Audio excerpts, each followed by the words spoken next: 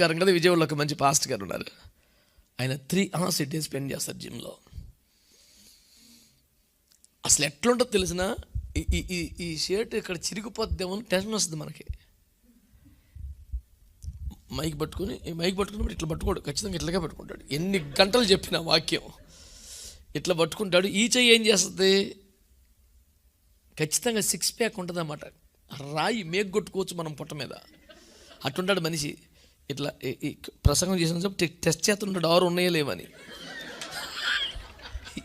నేను చెప్పాను ఇటు పోతాయి సార్ పద్దాక అదే పని మీకంటే నవ్వి అలవాటైపోయింది సార్ అన్నాడు. మళ్ళీ ఈ చేయి పట్టుకుంటే సేమ్ ఇది.